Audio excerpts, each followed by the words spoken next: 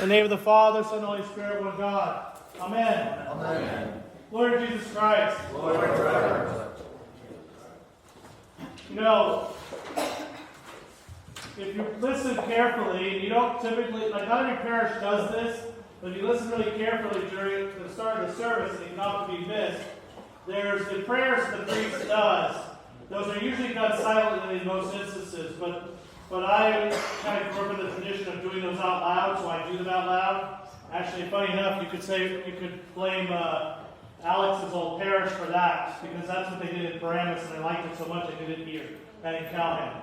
We didn't do that in Vegas, but I liked it, so I started doing it. And there's one particular one that I wanted to bring up in particular with those priest prayers that are done at the beginning of the Presanctified, and it's the one that's done after the second anaphora, right before the third anaphora, I believe. Yes, right before the third anaphora. Where I'm going to read it out loud, and I'm going to say something about it and why it's important for us to reflect on. O Lord our God, remember us, your sinful and useless servants. And we call on your holy name. Do not put us to shame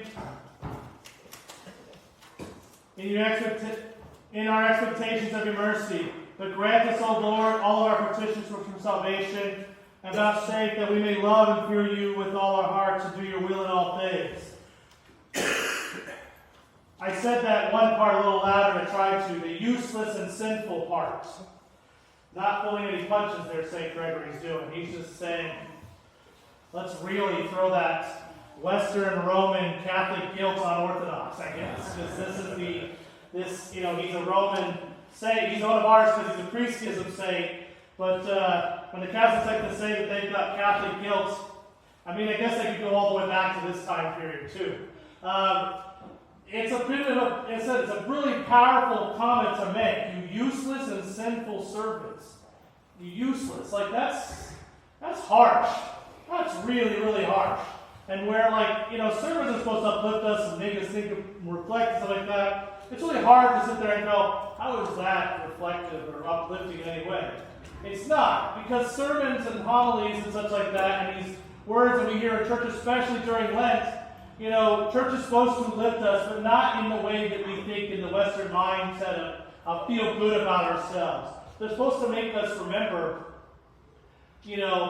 that we are here because we are fallen, we are broken, we are here to be healed. We're not here so that we could, go out in the world and be like, yeah, I did my obligation for the week or for the day, and I'm good to go. Now it's like life as is.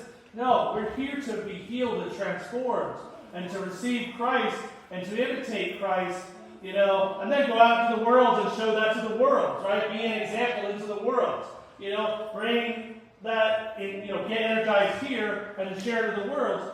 And hearing this kind of phrasing of you useless and sinful servant reminds us that you're broken and you need to be fixed, right? Because the entirety of the rest of the service is telling us you are broken and you need to be fixed. And if you just turn your attention toward God, the light of Christ right there, as I said last week, is shining before you. If you turn to that, you'll be healed. We have the powers of heaven. We are brought to heaven.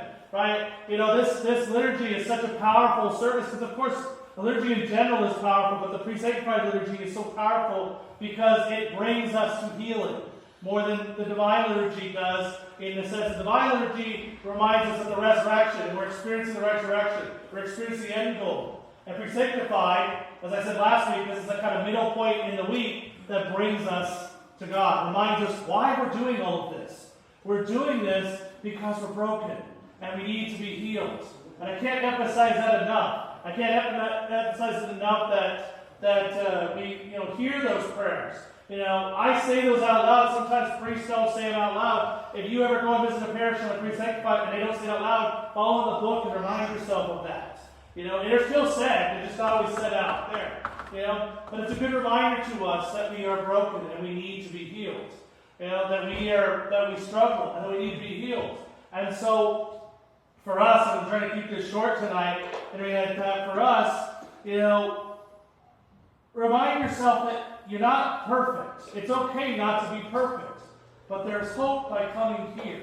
And especially more so if I can give any kind of an advice on the matter in a real advisable, kind of practical way is, that whenever you are struggling with your sinfulness and your uselessness, and such like that, run to church.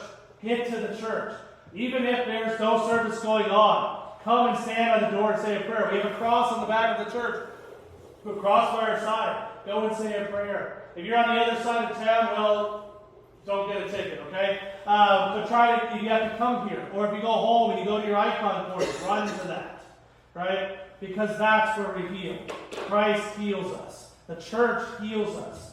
And so the best advice I can give, the best practical advice I can give with understanding this and listening to this during the Presanctified Liturgy and all of ourselves is that, when we're feeling broken, and we are certainly all broken, run to the church.